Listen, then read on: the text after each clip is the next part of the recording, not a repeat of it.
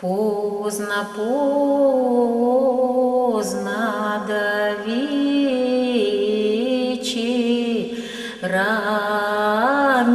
да как утихнет да весь народ приусыплется звездами, да весь наш печальный да небосвод.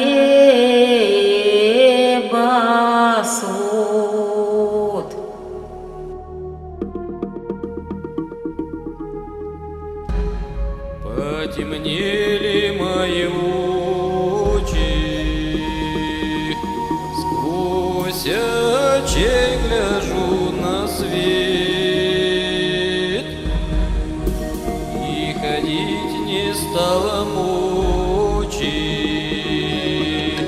пригорюнившись сижу.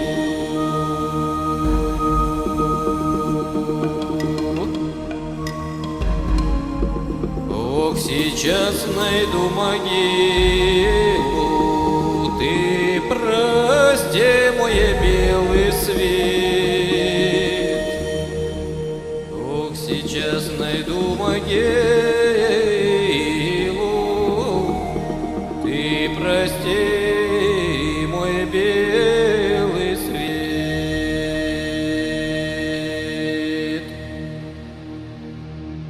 Вы простите, мои дети, мои силы и труда. Вы простите, мои дети, мои силы и труда.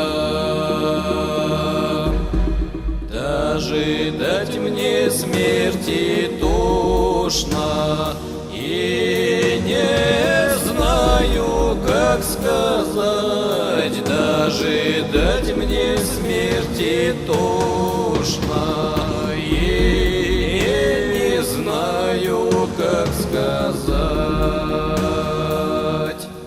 Только вижу утешение, когда Господу молюсь, что простил мне согрешение.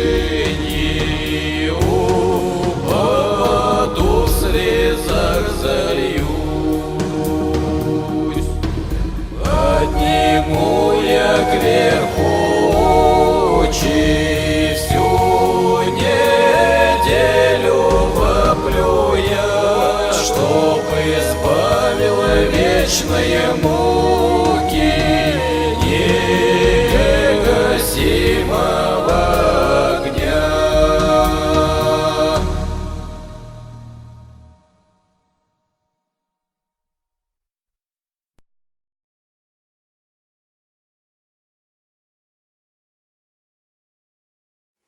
Вот мы попали с вами в удивительную деревню. Это деревня Уймон. Вот много сказано легенд, пословиц о Уймоне, сказок. Вот одно слово, откуда Уймон? Уймонская долина. Это удивительное место. И вот алтайцы переводят Уймон так: уй, корова, мон, кишка. Но сами же со мной не соглашаются и говорят: да нет, это не так. А когда я спрашиваю, как так, они мне говорят: Уймон — это место среди гор. А еще говорят 10 моих мудростей. 10 моих мудростей, а можно сказать 1000 мудростей. Еще скажут уйма. Много, много всего. В нашей деревне есть легенда об алтайце Уймоне. Уймон жил здесь с 2 сыновьями, хорошо жил, зажиточно жил. Но сыновья начали между собой ссориться. Богатые они с котом были. И ссорились, место-то узко, в этой, вот по правобережью. И они здесь жили. У них скот путался, ругались они. Надоело это старому Уймону. И тогда он одного сына старшего оставил здесь, а второго спустил вниз по Катуни и переправил его на левый берег. И вот там деревня Нижний Умон, Верхний Умон и Нижний Умон. В прошлом году мы праздновали нашей деревне 220 лет. Это по архивам, 1786 год. А если мы посмотрим по музейным материалам, тоже так будет 220 лет. Однако старики не соглашаются. Лука Сосипатрович Огнев как-то сказал так: первый пришел бочкарь, стал землю возделывать. Земля хорошая, плодородная. Лет 300 назад это было, а позже другие селились. Смотрите, как вам скажу: Лука Сосипатрович, Лизавета Протерьевна, Васа Ананьевна, Финоген Амосыч, Галактифон Фадеевич. И могу бесконечно говорить. Они про свою деревню скажут: уж у нас совсем последний угол. И вот в этом последнем углу сохранились бесконечно дорогие моему сердцу и сердцу моих дорогих односельчан традиции, обычаи. Они, знаете, как скажут, они вот берегут это. Они берегут, а наша задача собрать и сохранить. Если мы это не сделаем, оглянемся, а спросить будет некого.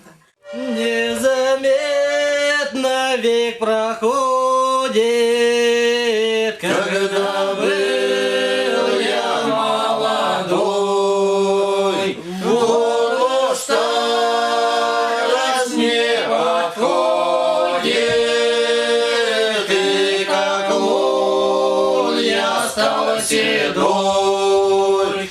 Вот старость не подходит, и как лун я стал седой.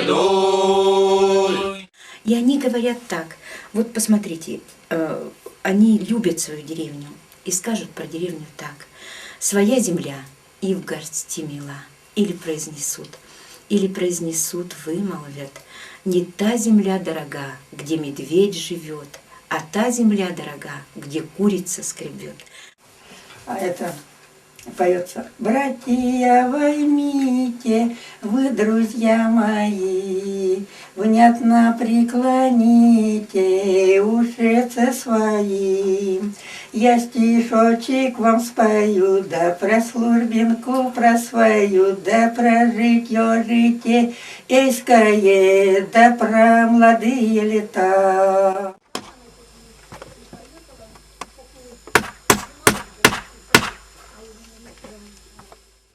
А вот вы киржаки? Или как вас? Вас называют Староверы. киржак или старовер? Староверы мы. Староверы все-таки вот больше вот. А знаете почему? Вот в Туве мы жили, там всех староверами зовут, там даже слова киржак нету в Туве.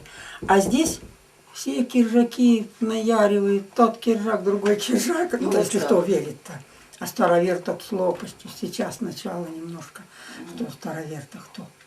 Вот этому музею уже 34 года. И он был сначала в школьном классе, в школьном коридоре, а потом вот он уже появилась вот эта изба. Этот дом очень старый. Этому дому уже больше 150 лет. А построили его Ивановы. Хорошо жили Ивановы, зажиточно.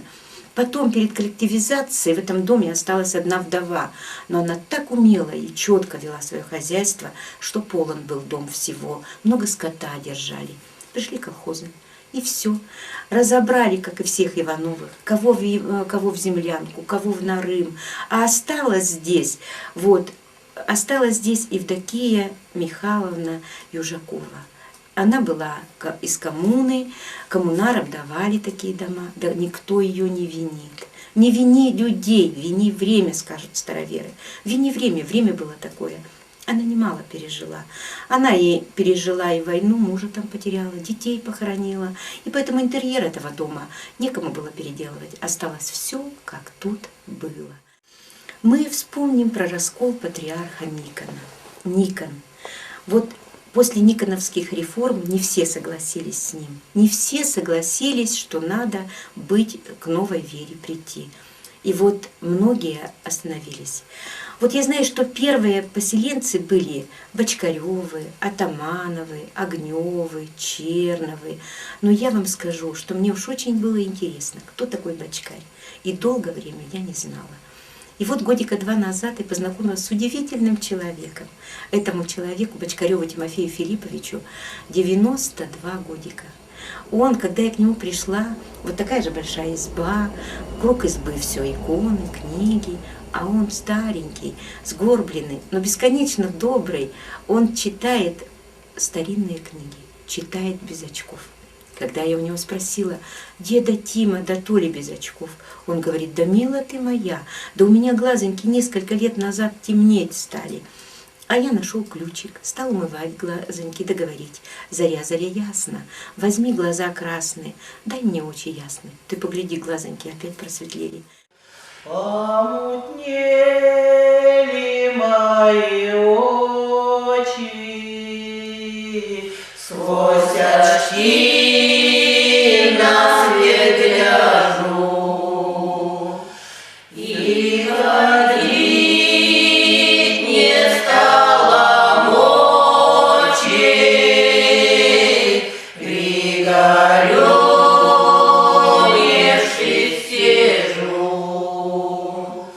И ходить не стало мочи, пригорюнившись сижу. Я долго думала, как же я с ним буду знакомиться. Возле этих-то я всю жизнь билась, они меня знают. А как же с тем-то? Да все же замечательно. Он, когда я сказала ему: деда Тима, не поговорите ли вы со мной? Я вас от важного дела оторвала. Говорит: да, ты меня от важного оторвала. Я книги читаю. А когда мы с ним долго разговаривали, и я спросила у него: поди, дядя Тима, я другой раз к вам приду. Можно? Он сказал: приходи, я никого еще не обидел. И второй раз он, когда я у него опять пришла к нему и спросила: можно я к вам еще зайду? Он сердито произнес: я тебе в тот раз сказал, кого ты. Вот это их разговор. Еще дядя Тима поведал нам историю бочкарей. Вот бочкари жили в Подмосковье, хорошо жили, зажиточно жили, но не приняли они реформ патриарха Никона. И вместе с другими, которые не приняли, они ушли на реку Керженец. Река Керженец – это приток Волги, недалеко от Нижнего Новгорода. Пожили там маленько, но нашлись стропотливые люди, стали их ругать, обзывать, и тогда бочкари не выдержали. Не все сразу ушли, а среди них был самый младший, Исаак, ему 19 годков было. Он и пошел искать новые места. Помолился, попросил благословения у отца и матери. Оно ведь известно, отцовско-материнское благословение и в воде не горит, и в воде не тонет, и в огне не горит, и в воде не тонет. Да и пошел, долго шел. Долго шел, ушел в апреле после Пасхи, а пришел сюда, в эти места, только к концу августа. Но не сразу в Уймонскую долину пришел, а вот за нами следом есть Катандинская степь. Туда пришел. Пришел туда, остановился там гора Саптан есть. Устал, голодал, убил 2 козлов, побыл там, увидел все, но не остановился там. Вдохнул маленько, огляделся, не поглянулось ему то место. Место узко, горы близко. И тогда он пошел вверх по Катуни. И вот когда вышел он в Уймонскую долину, горы словно раздвинулись, великолепная река течет, покрытая ивняком, березняком, тут же ельник растет. Понял он, сюда шел, сюда пришел. С левого берега на правый он легко перешел. У нас к осени Катунь мелеет, и шевера бывает, что коню по колено будет. Зашел сюда, познакомился с алтайцем Уймонка, подружились они, стали вместе рыбу ловить. Рыбы туго было. Отпродишь канавку, а там рыбина. Ее волосяными силками, ситом можно было ловить даже руками. Много промышляли, охотничали. Срубили вместе с Уймоном, срубили амбар, избушку, но к марту месяцу Исаак засобирался домой за своими. Пошел, но уже не горами пошел. Вот здесь-то у нас Теректинский хребет, а это Катунский хребет. Он, видно, горами так и к Теректинским и пришел, а тут пошел через Громотуху. И сейчас-то Громотуха, у кого в душе леденеет, волосы на голове шевелятся, а вот тогда Громотуха только тропки были. Только тропки, по которым алтайцы-скотоводы скот гоняли. Зашел он. 3 дня до Грамотухи шел от Уймона. Зашел туда, боялся это место потерять. Камешки накладывал, зарубки делал и пошел. Пошел за своими. Откуда мы знаем-то? Да потому что многие староверы, которые шли в эти места, они вели дневники. Уж очень они к грамоте тянулись. Мне о них рассказывают, о парне-старовере, который целый год работал на богатого только за тем, чтобы его научили читать да писать. Учись доброму, плохое-то на ум не пойдет. Вот так и скажут. Учись доброму, плохое на ум не пойдет. Они учились и в молебном доме у наставника. Они учились, они ведь не признают церковь и сейчас, не ходят в церковь. Они батюшку не признают, у них свой наставник. Они молятся в молебном доме, по-прежнему двуперстие. Молятся они по лестовочке, бабушка молитва. Вот по такой лестовочке они молятся. У них не поясные поклоны, как принято в церкви сейчас, а земные поклоны. Вот так в землю и кланяются.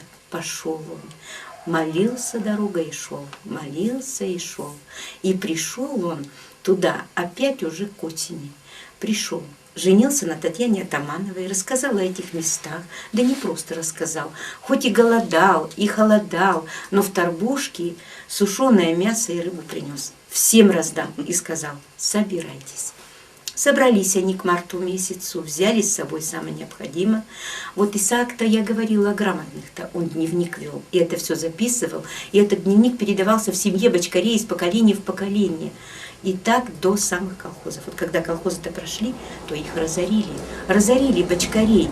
Покидали мешки активисты, и книги покидали большие иконы, кидали туда, и дневник туда же. А вот Исаак-то и деда Тима-то был грамотный, и этот дневник он запомнил до края. Он запомнил этот дневник, его всю семью-то бочкарей разорили, мать расстреляли, отца расстреляли, деда Тима, братьев тоже уничтожили, деда Тима все тюрьмы и лагеря прошел. Пройдя все тюрьмы и лагеря, он до 85 лет еще все горы исходил. Говорили, совсем, он говорит, пропащая там жизнь была, пропащая жизнь. Но я себе сказал, я еще не все горы истоптал. И поставил себе выжить и прийти, он пришел в эту долину. Так вот этот дневник-то он помнит наизусть. Он говорит, много раз я его на нарах пересказывал. Вот так. Так вот этот дядя Тима и рассказал эту историю. Шли они сюда долго, уже 3 года. Шли 3 года, а через речки переправлялись так, ехали на телегах, уже Бочкаревы и Атамановы.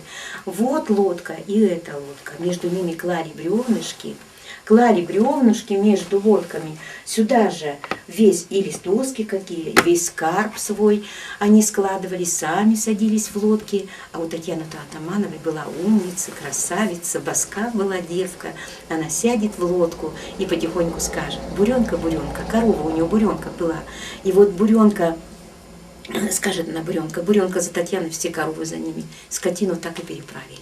Тяжело особенно было переправляться через Грамотуху, но все-таки прошли. Бог помог, прославили Бога и пришли в эту долину. Вот здесь обосновались Бочкаревы. Хотя добрых людей много, все чужие, все кругом, все чужие.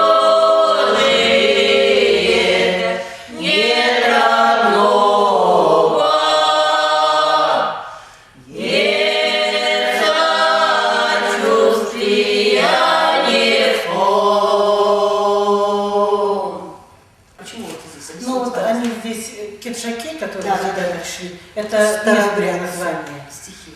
Стихиры, они вот, это... Хорошо. Они сидели, пели о своей жизни, вот она и называется стихиры. А вот эта песня, это вот тех песни, которые ехали сюда, которые первыми сюда Ну, да. приехали, А вы и можете вот так и встречали. Да, вы можете... Этих путей великое множество, путей заселения Уймонской долины. Вот здесь, возле нас, если 2 дня пути, здесь Бухтарма, Восточный Казахстан. Так вот там, в Бухтарме, очень много тоже староверов. И они приходили в нашу долину тоже. Сейчас можно в деревне услышать: мы давно здесь уж живем, бухтарминцы мы. Меня тятенька за руку привел. Или скажет: а меня бухтарминцы мы. Меня мамонька-то в брюхе еще сюда принесла. Так и скажет. Или скажет: бухтарминска, на мне рубашка-то вот, видишь, клопики-то как собраны. Клопики по-другому. Уймонские парни стремились взять бухтарминских невест. Гостеприимные, чистоплотные, уважительные. Вот их и брали. Родители где еще Родители, родились? мои предки пришли с Бухтармы киржаки. Они бухтарминские киржаки были. И вот они оттуда, до сюда они не дошли. Они там осели в Бухтарме. Из Бухтармы уже потом вот сюда пришли, ближе к Лениногорску, вот к Ридеру сюда.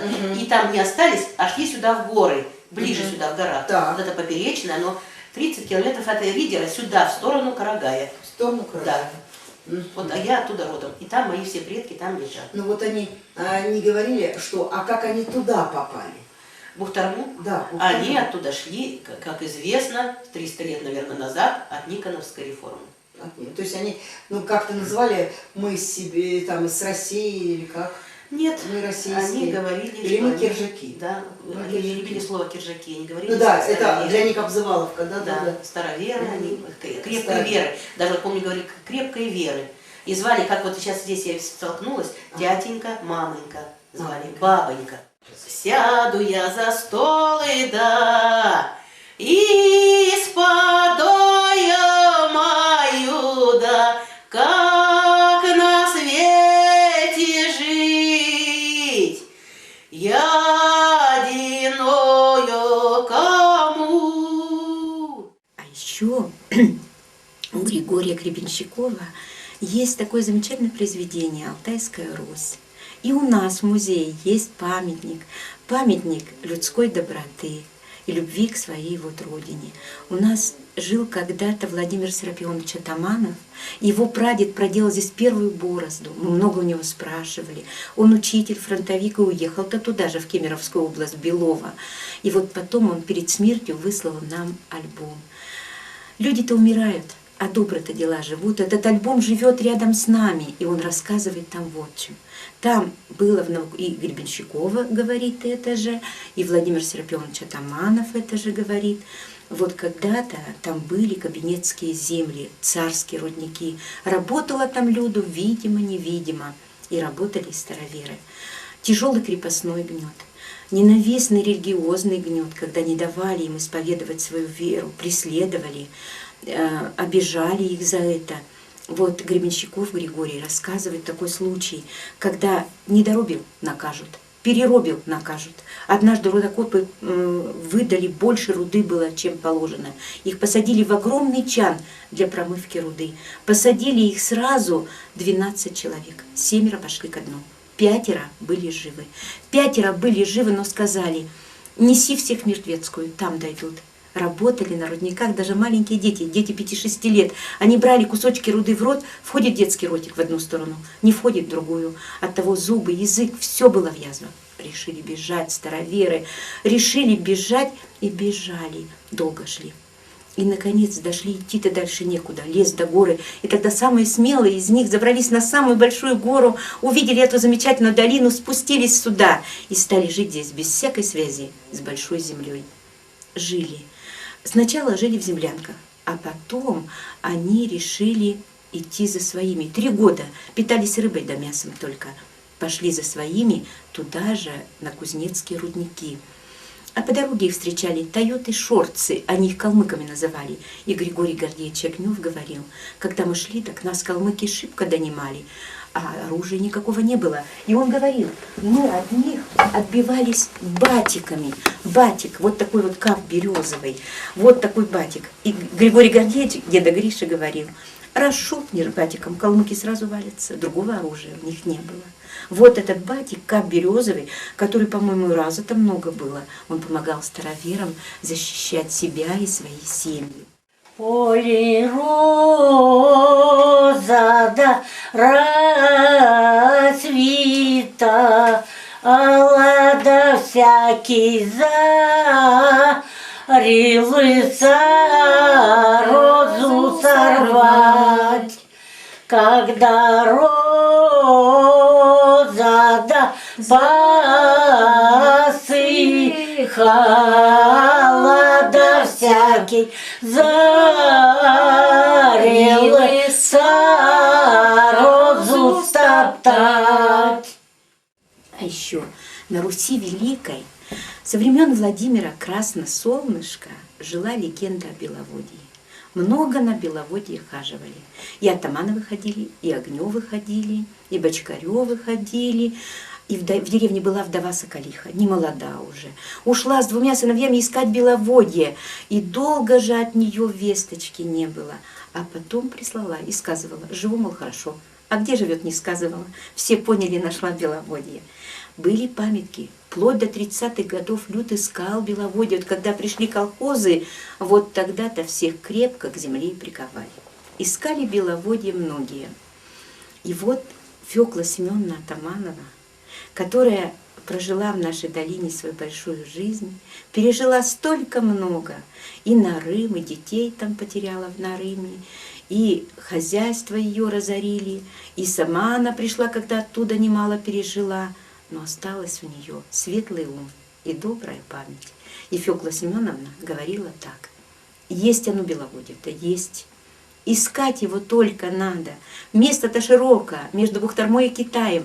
Дойдут туда не все, дойдут только праведно душой. Случалось доходили, дойдут туман. Синё-синё, за туманом-то река, за рекой-то. И петухи кричат, и коровы мычат, и люди разговаривают. А дойти нелегко, видно, неправедно душой. Так вот, я у них много раз спрашивала: а как это неправедны? То ли неправедны, да плохие люди. Они скажут: да нет, ты не так. Это когда шли, то мысли не совсем светлые у них были. Вот так тихонько и скажет. Мысли не совсем светлые были. И вот те, которые искали Беловодье, они сердились на них власти, хотели расселить Уймон. Ну, то ли у них руки не дошли, то ли они передумали, они Уймон не расселили. Но очень часто стражники уводили искателей Беловодья, садили за замки железные, за двери дубовые. Проходило маленькое время. Опять искатели здесь, опять же уже в Уймоне. Наши бабушки говорят так: от сумы до тюрьмы не отказывайся. А кто попадает в тяжелые отношения с правоохранительными органами, они скажут: вот, читай молитвку. Ни одного уж привела да вывела.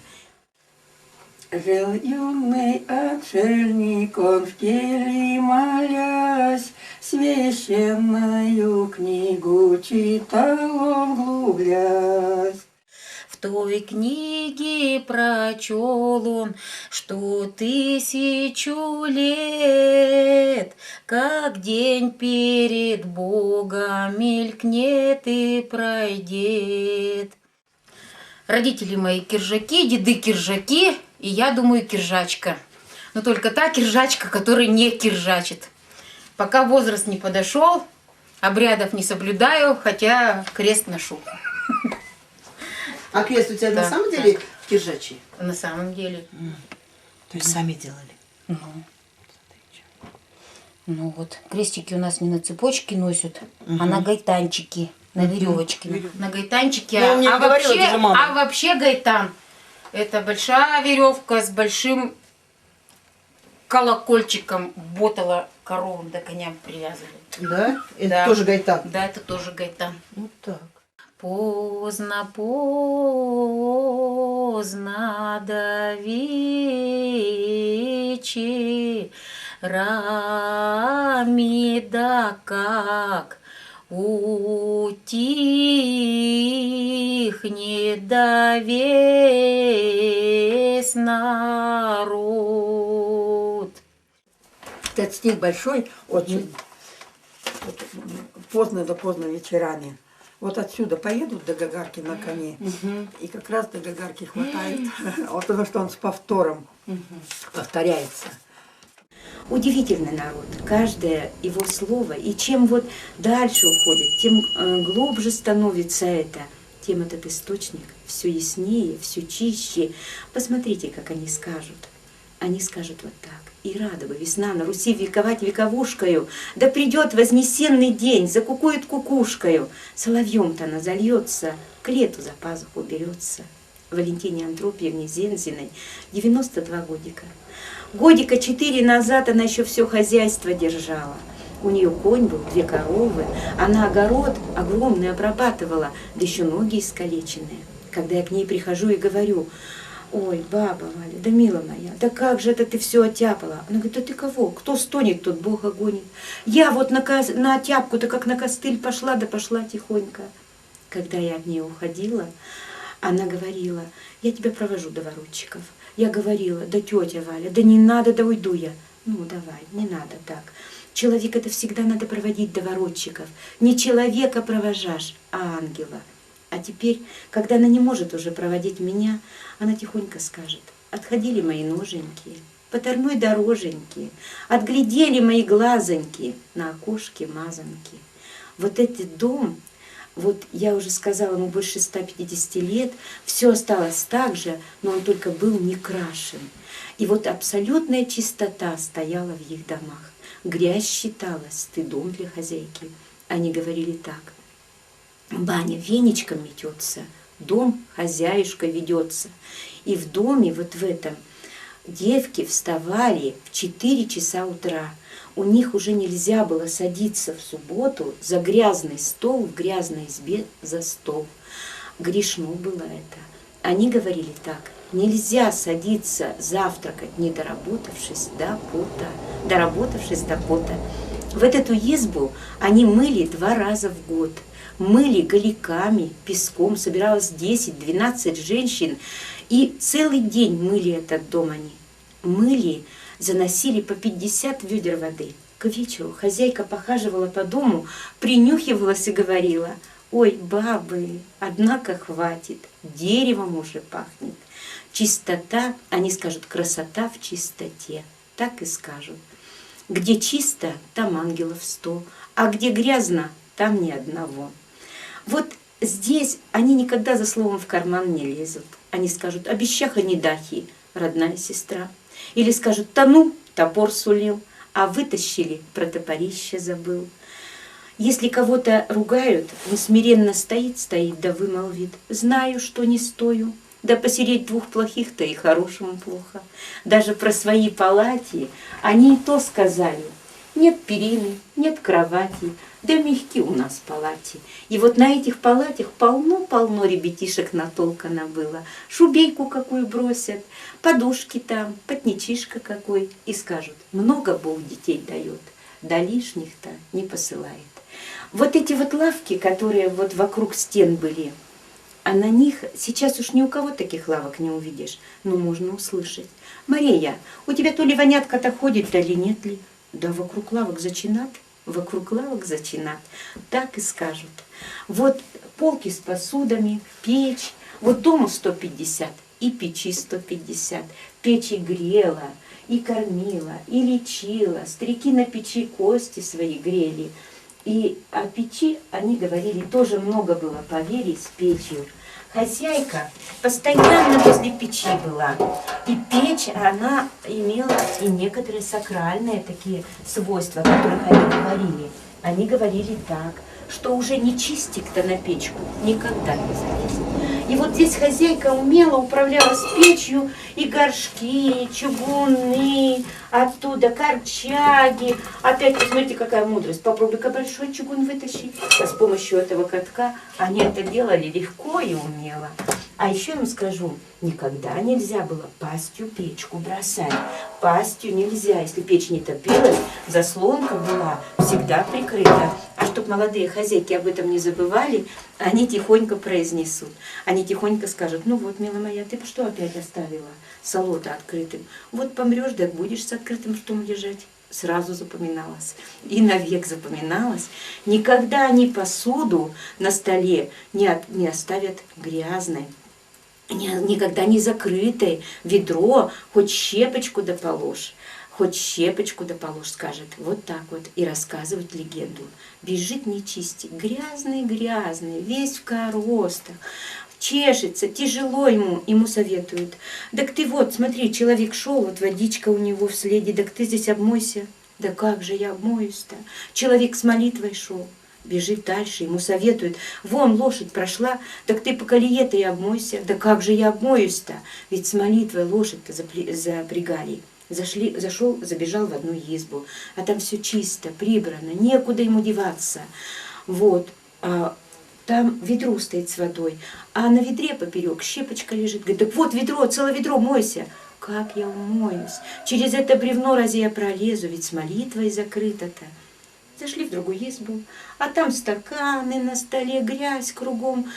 Бултыхнулся нечистик, его еще Арсенька в деревне зовут, в один стакан, во второй, обмылся, отряхнулся. Ой, хорошо. Староверы это крепко запоминали. И уж посуду на столе или грязным дом вряд ли кому из них удавалось оставить. Вот в этой избе жило по 18-20 человек. И не только в ней. Вот у многих такие семьи были. Лина Поликарповна говорила так. Я 15 в семью вышла. Мне 16 годков было. 15 в семью вышла. 5-6 невесток в одном доме. Ссориться было нельзя. Нельзя. Никто нас не заставляет сейчас жить вместе, но уважать и любить друг друга, понимать друг друга, прощать друг другу мы будем просто обязаны. Вот эти невестки, они не могли ссориться с друг другом. Им строго-перестрого было наказано: не разжигай, туши, пока не разгорелось. И если кто-то обидел одну невестку, она уже никому не смела сказать. Они говорили: все, что в доме, под одной крышей. Все, что между мужем и женой, под одной шубой. Скажут, если муж с женой и бранятся, так они под одну шубу ложатся. Она тихонько скажет в плечо своему мужу, что ее обидели. Он не будет ее жалеть. И не будет кому-то выговаривать, что обидели ее жену, а тихо произнесет: ну да ладно тебе. Господь терпел, и нам терпеть велел. Где терпение, там половина спасения. И подумает и скажет: ну вот, щипят тебя, да не убивает же. Не отвечай на щипки, не расстраивай себя. Время покажет, кто есть кто. Время покажет, кто есть кто. Вот это было главное, что было вот здесь у этих людей. А еще они, мои дорогие, скажут: пожалуется она ему второй раз, а он произнесет: пусть лают, себе мотают. Вот так говори. Как царь Давид был кроток да мудр, дай мне, Господи, кротости и терпения. Лина Поликарповна Бочкарева наказывает так: обидел тебя человек, а ты подойди к нему и скажи: прости меня ради Христа, и отойди от него, и не глаголь про него. Время покажет, и он сам поймет, и будет переживать. Пожалей его. Вот так и скажет. Это удивительный народ, который много в нем мудрости, понимания. Они рассказывают притчу. Вот Мария Фадеевна Вдовина сказала так: пришли Бог апостолы на землю. Идут, кому помочь, кому наказать, кому посоветовать. Подходит к ним мужик, да говорит: да, милые вы мои, сколь у вас работы, и праздника-то у вас нету. Тогда один из апостолов говорит: да как же нету, есть у нас праздник. А какой праздник-то? А когда не виноватый, у виноватого прощения попросит, вот это и есть апостольский праздник. То есть небо радуется. Конечно, может быть, нелегко на работе попросить у обидевшего тебя прощения, а вот дома, в семье, у отца, у матери, у брата, у сестры, у дочери, у сына попросить прощения – это великое дело, это великая мудрость. Вот в этой семье жило по 3 поколения. Старых очень уважали. Про старость говорили так: молодость-то пташкой, а старость-то черепашкой. Еще у ребеночка и пуповинка не отпала, а кто-нибудь из стареньких усаживался за этой зыбочкой, которая качалась на очепи, и потихоньку он пел. У котика, у кота была мачеха лиха, она била кота поперек живота, а кот с горюшкой, кот с кручинушки, кот на печку пошел, горшок каши нашел, на печи калачи, как огонь горячи, пряники пекутся, коту в лапы не даются. Баю, баю, зыбаю, пошел мужик за рыбою. Мать пошла пеленки мыть, да дедушка дрова рубить. Дедушка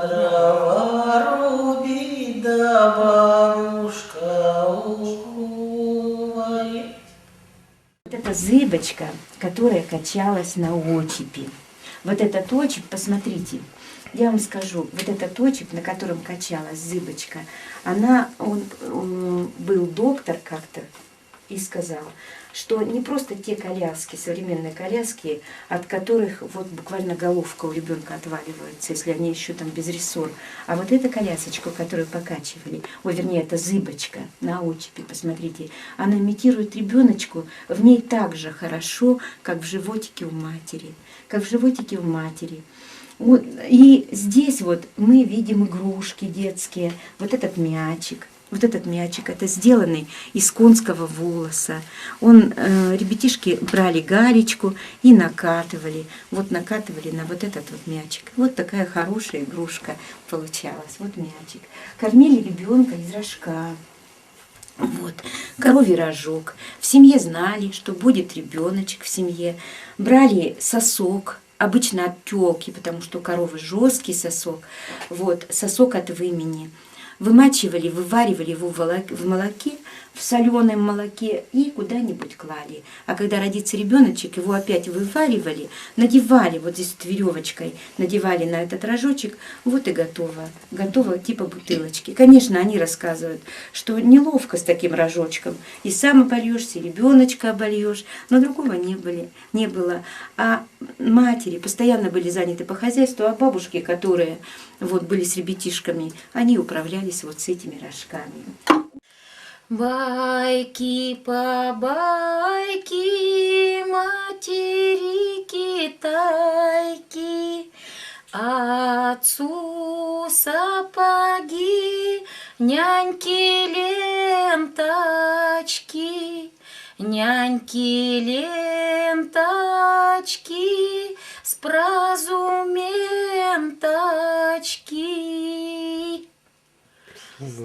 А в тихонько мы услышали, что там еще, я от бабы не слышала, а дальше там старшему брату на жопу заплату, младшему брату коня седлом. Куклы. Мы, правда, с ребятишками тут пока вот маленько надо ее доделать. Растрепали эту куклу. Посмотрите, шили сами куклы вот такие. Вот Матрена Лукинишна, Коншина, она сделала такую куклу. Говорит, да я вам ее неправильно сделала-то. Ее не надо с руками, с ногами-то. Считалось, что рисовать кукле лицо нельзя. Нельзя руки-ноги делать, а то попадет под веник, так потом кого-нибудь в семье задавит. И они давали безрукими, безногим, безлицами, делали эти куклы. Потому что только Всевышний может же сделать как человек. Они не могли это делать. Ну, а волосы вот можно было, да? Волосы Косу можно. Волосы вот такой вот они делали из пакли, из шерсти делали такие волоски здесь. Вот такая кукла. Ну, а вот как-то называлась крутушка там, или нянька, или еще что-то. Вот вы знаете, как-то вот говорили кукла, а больше, Ольга Алексеевна, по-другому даже не говорили. Хорошо. Вот это вот зыбочка. Я вам говорю, что детей очень любили. О детях говорили так. Зинаида Ефремовна говорила так. Нас много в доме было. Мама-то нас мягким Емечком называла. Уж не взревет, бывало, как попало. Ванька, Манька. А скажет Ваньша, Панша, Зинаида. Вот этот ша, это как оберег ребеночку. Ребенка как попало нельзя.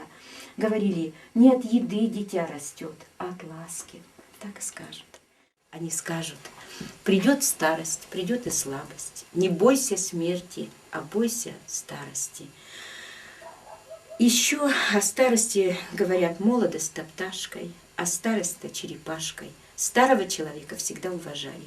В деревне была община, и не было брошенных стариков, брошенных детей. За счастье почитали взять кого-то старого в себе в дом. Это было великое дело, богоугодное дело. За ним дохаживали до конца. А если он оставался в своем доме, то община наказывала. Мария, ты за Антоновной присмотри эту неделю. Или скажет, к Ананьевне бегали ли, смотрели, как она там. Вот так и было. А если узнают, что в доме кого-то обижают, то когда-нибудь при молении, не унижая друг друга, не растаптываясь друг друга, они спросят, что-то слыхали, у вас Ананьевна не шибко славно живет. и всем так неудобно. А кто-нибудь произнесет: ну оно так, ложка-то отхлебаться, да под лавочкой наваляться. Следом вторят: нет бабушки, да купил бы, есть бабушка, да купил бы. И как же неудобно, и этот человек подумает, ведь вся деревня будет коситься на него, что он обижает старого человека. Про старость можно говорить очень много, но самое главное, если даже человек был уже не в своем уме, то они между собой или в уме скажут: что с него взять-то? Стар да мал, дважды глуп.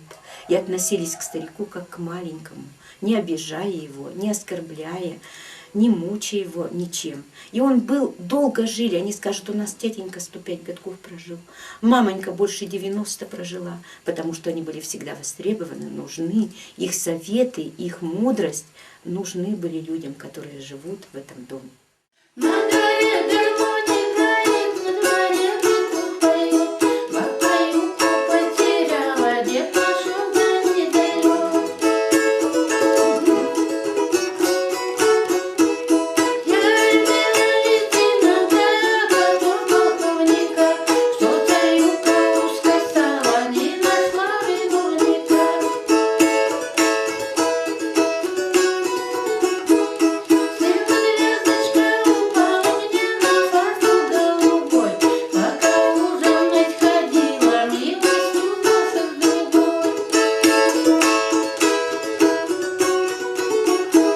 Нельзя не говорить о нашей деревне, не сказать еще о таком обычае. Петь было принято, не принято. Даже Ульяна Федоровна говорила мне так: мне деденька наказывал, хмельного-то человеку нельзя, хмель-то в человеке 30 годков держится, а ну как умрешь пьяный. А ну как умрешь пьяный. И они пили травянушку, отваривали травы. В эти травы они заквашивали ее. Заквашивали, хмеля нельзя. И сейчас ведь уже ученые подошли к тому, что в хмеле есть особые наркотические вещества. И сейчас есть староверы хмельного не едят, магазинный хлеб не берут. А травянушку тоже делают. Они отваривают травы, заквашивают их, кладут или сахарку, или метку. Вот тебе маленько закиснет, настоится и травянушка.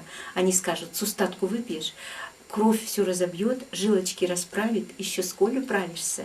Мне рассказывали о бабушке-староверке Домне Герасимовне, которая прожила больше 90 лет.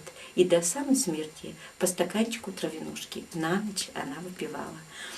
А вот этот вот жбанчик, он очень интересный. 2 отверстия. Вот ведь одно отверстие и вот второе отверстие. И вот сюда наливали травянушку они, когда родится сын. Сыновьям в деревне очень радовались. Очень радовались они уже потому, что сыновьям в деревне очень радовались они потому, что земля была общинная и давали землю только на мальчиков. Родится мальчик, они сделают вот этот жбанчик травянушку и спустят его в заваленку. А будет жениться, они достанут, всем по маленькой нальют. Говорят, который по что-то непривычное, сразу под стол валятся. То есть голова-то светлая, а разбивает тело до такой степени, что оно совершенно расслабляет человека. Но это совсем на немного. Я туда-сюда за ситом решето, погребушку за зеленым вином, погребушки за мешком лося, зелена вином натрескалася. Благодарствую, зятюшка, да на твоем, на добром словушке. Не прогневайся, матушка, ведь не даром хлебом кормят. Я туда-сюда за ситом решето, погребушку за зеленым вином, погребушки за мешком лося, зелена вином натрескалася. Вот, так они говорили о питье. Пить нельзя. Хмель-то в человеке 30 годков держится. Что умереть пьяному, что суицид, это было совершенно одинаково. Даже на кладбище хоронили таких людей отдельно. Курить тоже было нельзя. Очень аккуратное выражение. Они скажут: кто курит табак, тот хуже собак. Так и скажут. И если курят, то скажут: не вставай к святой иконе, табажоры-то эти. И даже появились в советское время, когда курево пошло, появились даже занавесочки. Староверы не курили, а поздние переселенцы курили. когда-то никогда на иконку, на передний угол занавесочек не вешали, а теперь вот закрываются. Мне в нашей деревне есть дом, в котором хозяин, который его построил, завещал родным передавать этот дом только по родне передавать. И передавать его так, чтобы вот никто там не курил. И они гордятся, что в этом доме никто никогда не курил и не произносил бранных слов. Все, что они делали, они были очень трудолюбивы. О трудолюбии их можно рассказывать целыми часами. Они говорили: Бог любит труд, в труде греха нет. О ленивом человеке они скажут: ну вот, на работушку у него головушка не стряхнись, а с работушки у него на работушку у него волосок не стряхнись, а с работушки, вот бывает так, извините меня, на работушку у него волосок не стряхнись, а с работушки головушка не оторвись. Вот так и скажут. Или потихоньку произнесут: сойдутся сонливый да ленивый, богато ли им жить? То есть уж жить-то не богато. Труд, трудолюбие – это был закон крестьянской семьи. Здесь же мы видим, вот у нас вы видите на окошках занавесочки, а вот тогда этих занавесочек нельзя было повешать, не было их на окнах. Почему? А потому говорили: нельзя от солнышка закрываться. И всегда солнышко было здесь. Если на ночь, то были ставни, во всех домах были ставни. По-особому рубили этот дом. Сразу вот этот дом – это дом-связь. Вот это вот изба, там холодные сени и горница. Не у всякой семьи было достатку, чтобы сразу срубить такой дом. Бывало просто клеть. Сначала вот сделают клеть, срубят клеть, а потом уже пристраивали по тому, как рос достаток, пристраивали еще и сени, и горницу. Прежде чем срубить дом, когда уже семья разрасталась, то сначала старшему сыну. Сын просил благословения у отца и матери, брал своих товарищей. И они шли уже в лес, чтобы выбрать деревья. Пришли, там были свои обычаи. Если не понравилось 3 дерева не понравилось, обязательно вернуться. Хоть как бы далеко они не зашли в лес. Нельзя, не понравилось 3 дерева, в этот день уже не рубили дерево. Если пало дерево с дранощепину, то есть щепа осталась на чурке, на пне, такое дерево тоже не брали. Сулило близкую смерть хозяину. И вырубали деревья не каждое время года, а только когда совсем прекращалось сукодвижение. Это было в ноябре несколько дней, и можно было до марта. Там в марте еще некоторые дни, которые положено, и можно было рубить деревья. Еще они, когда много трудились, когда строили дом, они это дерево сушили, вымачивали в воде. И потому вот этот дом, который мы с вами, вот сейчас ему больше 150 лет, здесь ни одной гнилинки. А когда мы перекрывали крышу, то Виктор Ефимович тихонько сказал: так это надо же, вот только крышу перекрыли, и надо какое дерево, топор отскакивает, как металл, топор отскакивает от дерева. Дом обычно делали низ дома пихтовый, низ дома делали листвяный, лиственница холодная, но крепкое дерево, а верх этого дома делали пихтовый. Пихта – это дерево было мягкое и теплое дерево. Если выбирали так, вот стоит лес, северную сторону делали наружу дома, а южную сторону делали вовнутрь дома. Место для дома выбирали так. Называли «закрой глаза и брось щепку». Бросали, закрыв глаза, щепку. Через некоторое время, если там жучки, паучки появились, тут можно. А если нет, то лучше здесь не строиться. Гибло место.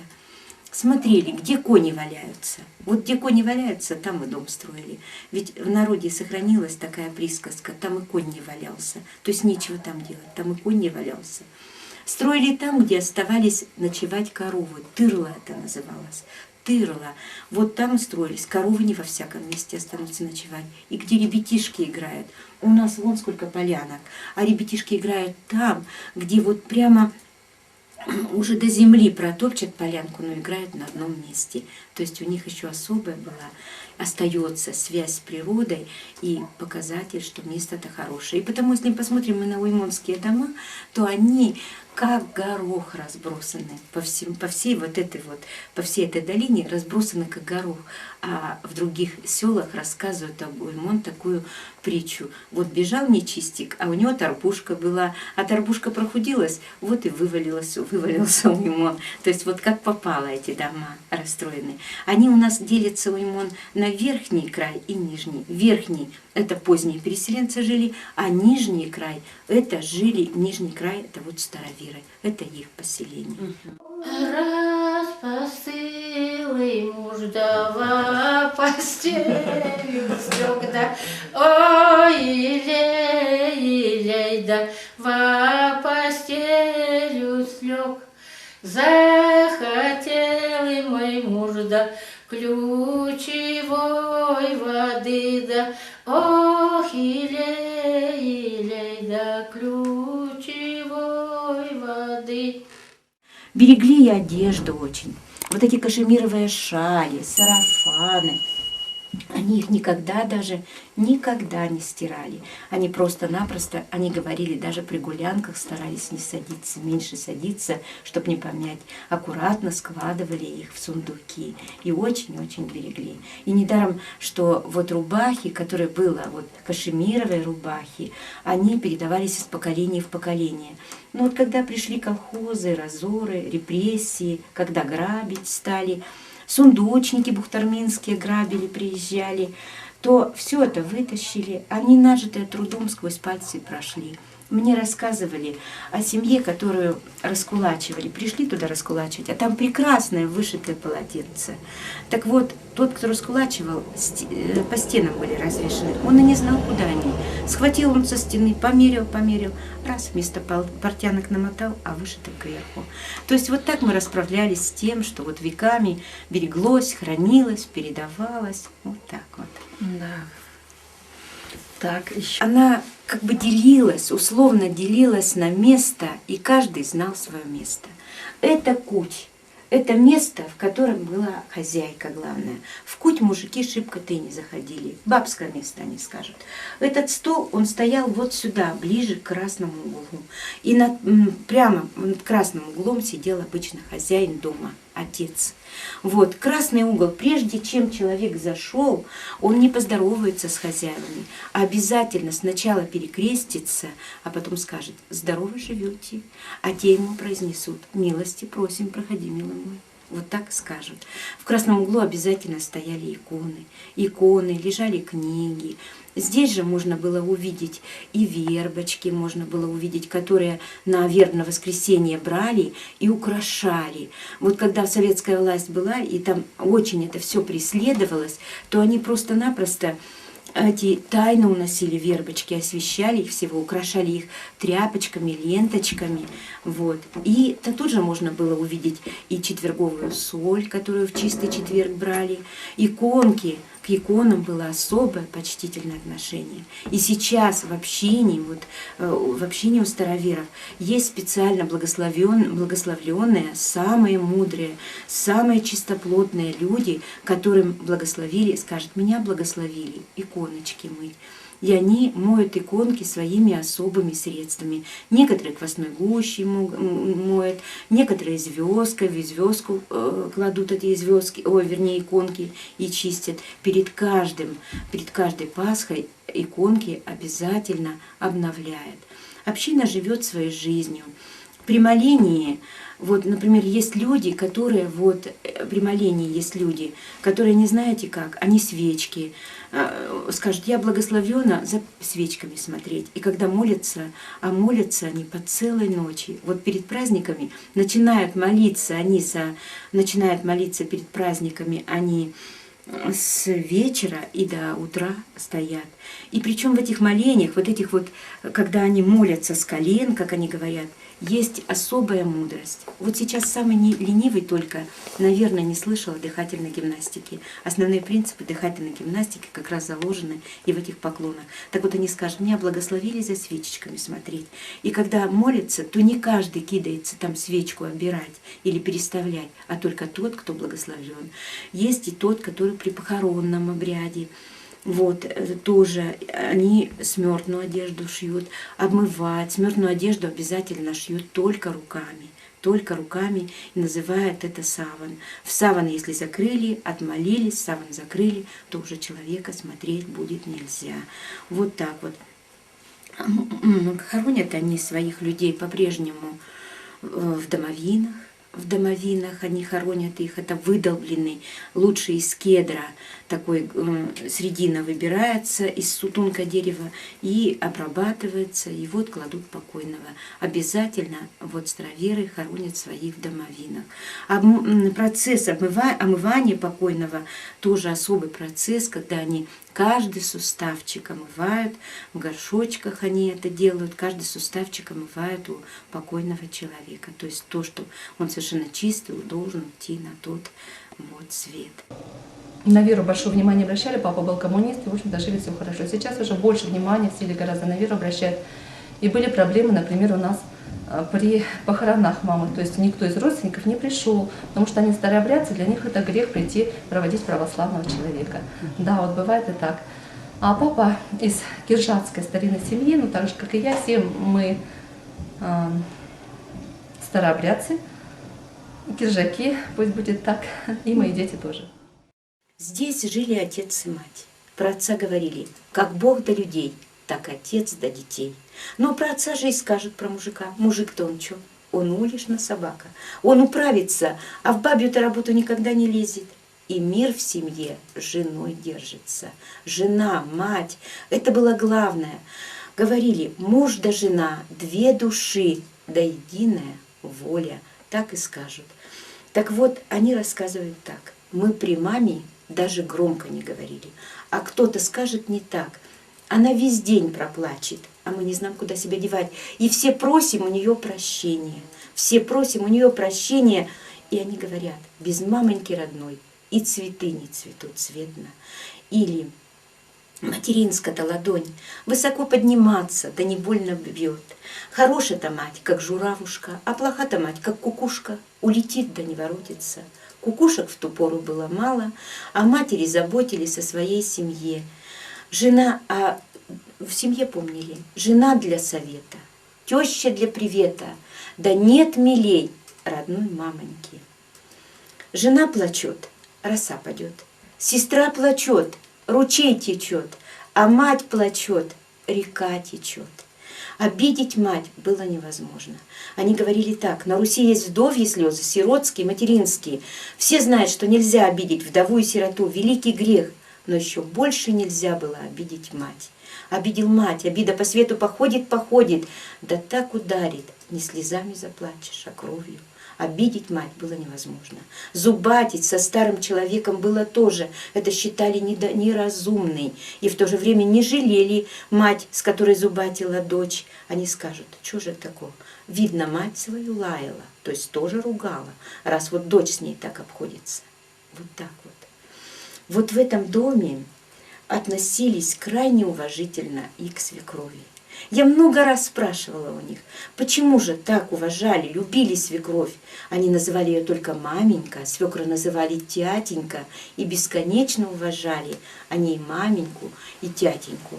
Они смотрели на меня, как на неразумную, и говорили, да ты чё, мила моя, муж-то будет больше любить, ему и тебя жалко ее, вот и будет метаться между вами, как между двумя огнями. То есть отсутствие эгоизма. Не думали только о себе, а старики умело направляли жизнь семьи. Рассказывают притчу. В доме было 5 невесток. Ну, пришла шеста, не взлюбили ее. Тогда же по неделям работали. Неделю за скотиной ходишь, неделю ткешь, неделю за ребятишками, неделю варишь. И вот как только придет время варить молодой невестке, обязательно пересолено. Она совсем не солит, а все равно пересолено. Сели за стол, опять пересолено. Все ругаются. Она в слезы. Не солила вот вроде вовсе. И тогда старенький дедушка кряхтел, слез с печки, подошел и высыпал всю соль из солонки прямо в чугунку. Ему говорят: дед, да ты что, соль-то дорогая была, да сразу все наелись. А он говорит: я с печки-то видел, что уже все посолили, я не успел, вот теперь и посолил. И он положил конец сразу всему раздору, который был вот в этой семье. Они хорошо знали, лишнее слово досаду приносит. Не то мудрено, что переговорено, а то мудрено, что не выговорено. Лучше ногою запнуться, чем языком. Или скажут: придержи язык в беседе, а сердце в гневе. И нам надо помнить это всегда. Вот в этой семье мы сейчас вот смотрим, и к этому уже начинают люди привыкать, что бесконечная смена: один муж, второй муж, третий муж. А Ульяна Степановна Ташкинова наказывала мне так лет 30 с лишним, уж к 40 будет так, она наказывала так: береги своего мужа, чужому-то будешь ноги мыть и эту воду пить. Чужа шуба не одежа, чужой муж не надежа. Так и скажут. И берегли мужа. И говорили ли они так: не должно быть никаких тайн между мужем и женой. Черно-бело, все должно быть переговорено между ними. И так, как жена мужа поставит, так и будут к нему относиться и в семье, и в деревне. А уважаемых людях в деревне скажут: она по отчеству жила. То есть, когда очень уважали, они даже и имя-то бывало забывали. А Ивановна, Антиповна, Ананьевна, так и называли. В этой семье было очень много гостей всегда. Гостеприимность, искренность, доброжелательность. Вот что отличало этих людей. Они скажут: гости на гости, хозяевам радость. Хозяин весел, и гости радостны. И вот о гостях вот можно было услышать, и сейчас можно услышать вот такой разговор в нашей деревне.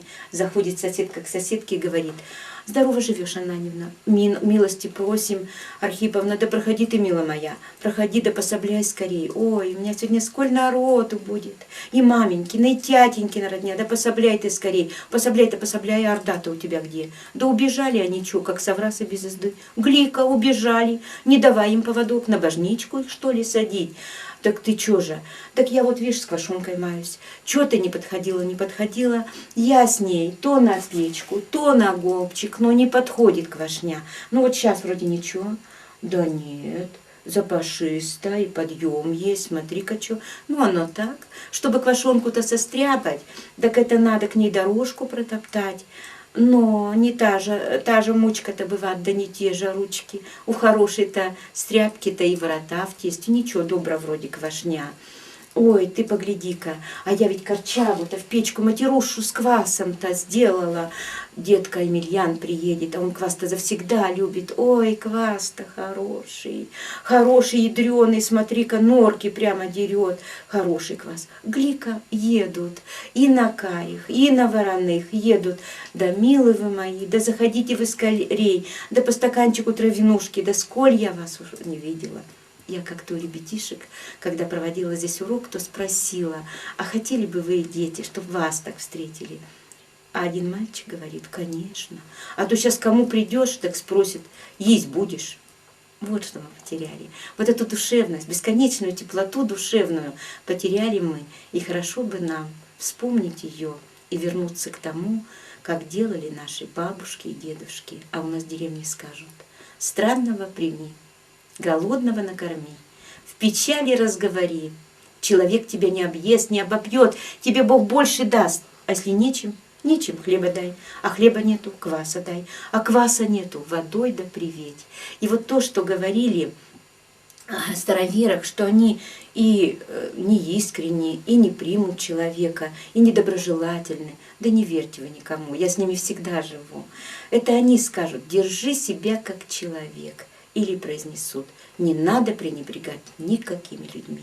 Вот так и скажут.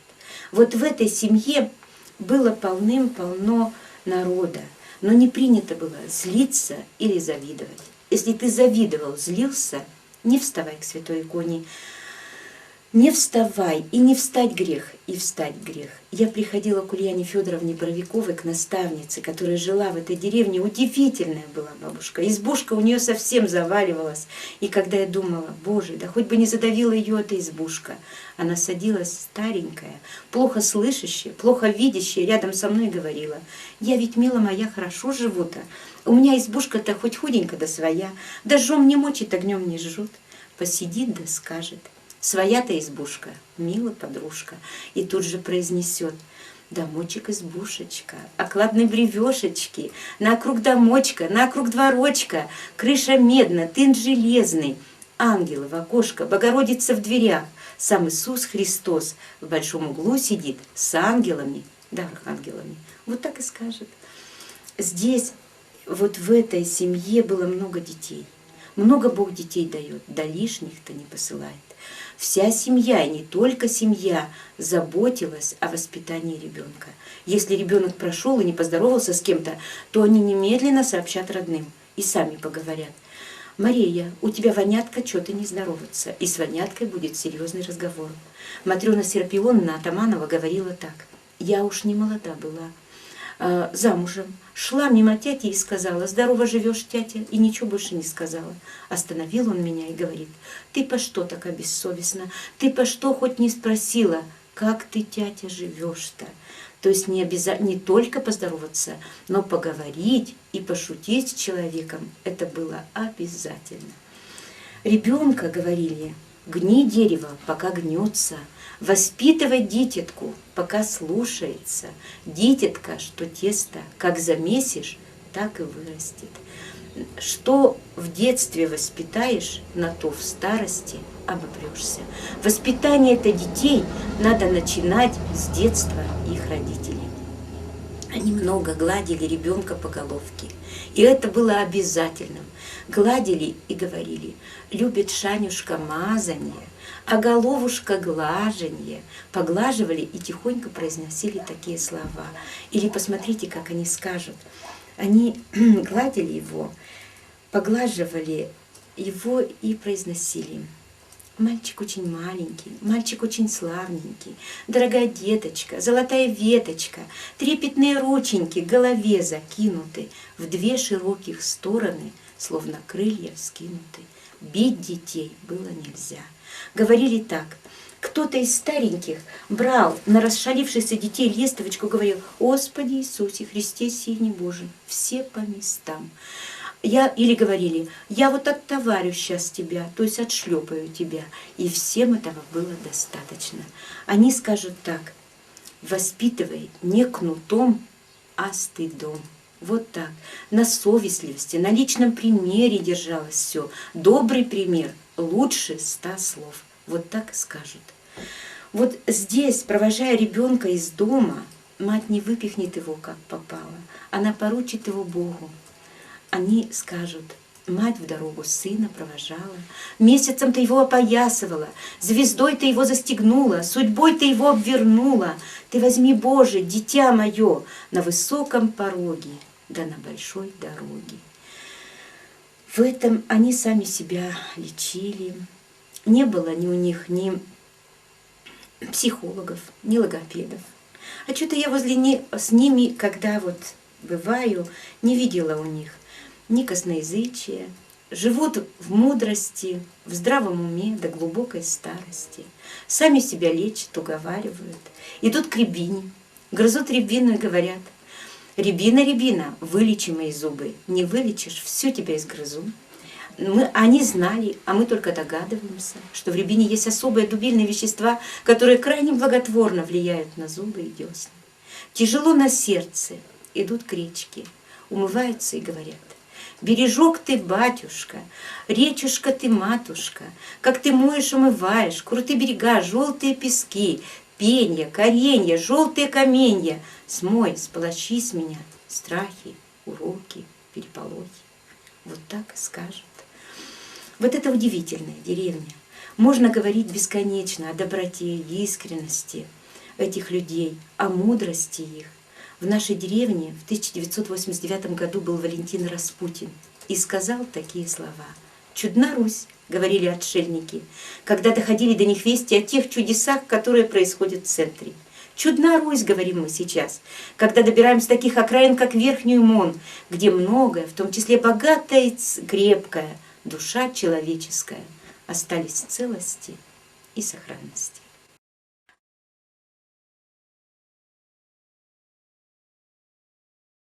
Thank you.